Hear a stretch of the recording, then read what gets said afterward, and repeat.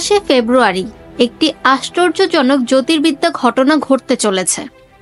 28শে ফেব্রুয়ারি আমাদের সৌরজগতের অনেক গ্রহ এক লাইনে দেখা যাবে। সবচেয়ে মজার ব্যাপার হলো এগুলো খালি চোখেও দেখা যায়। মহাকাশে ঘটতে থাকা এই ঘটনাটিকে প্ল্যানেট প্যারেড বলা হয়, যেখানে সমস্ত গ্রহকে প্যারেড করতে দেখা যায়। বিজ্ঞানীরা বলছেন 2040 সালের আগে এমন দৃশ্য আর দেখা যাবে না। 28শে ফেব্রুয়ারি মহাকাশে প্ল্যানেটারি প্যারেড দৃশ্যমান হতে চলেছে।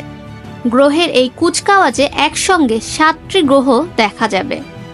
এই 7টি গ্রহের মধ্যে থাকবে বুধ, শুক্র, মঙ্গল, বৃহস্পতি, শনি, ইউরেনাস এবং নেপচুন। নাসা এর মতে এই ঘটনাটি খুবই বিশেষ, কারণ সাধারণত এই ধরনের প্যারেডে 4টির বেশি গ্রহ একত্রিত হয় না। তবে এবার এখানে একসঙ্গে 7টি গ্রহ দৃশ্যমান হতে চলেছে।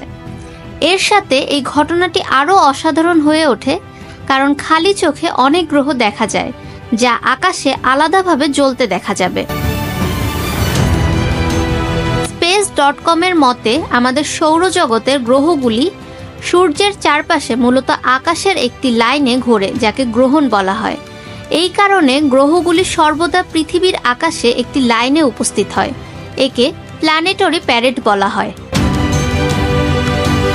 গ্রহের এই প্যারেড দেখার সর্বোত্তম সময় সূর্যাস্তের 45 মিনিট পরে বলা হয়। সূর্য যখন দিগন্তের নিচে চলে যাবে এবং অন্ধকার হতে শুরু করবে, তখন 4টি গ্রহ শুক্র, মঙ্গল, বৃহস্পতি এবং ইউরেনাস আকাশে দৃশ্যমান হবে। এগুলো খালি চোখে দেখা যায়, কিন্তু শনি, বুধ এবং নেপচুন দেখতে দূরবীন বা টেলিস্কোপ লাগবে।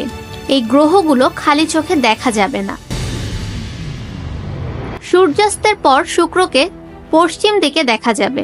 একই সঙ্গে দক্ষিণে মঙ্গল গ্রহ দেখা যাবে। মঙ্গল গ্রহের জন্য বলা হয়েছে যে এই লাল গ্রহটি 2025 সালের মার্চের শুরু পর্যন্ত আকাশে দৃশ্যমান থাকবে। সূর্যাস্তের পর দক্ষিণ পশ্চিমে বৃহস্পতি দেখা যাবে আর পশ্চিম দক্ষিণে ইউরেনাস দেখা যাবে। ফাহমিদা বিনতে আনোয়ার, নিরপেক্ষ নিউজ ডেস্ক, ঢাকা।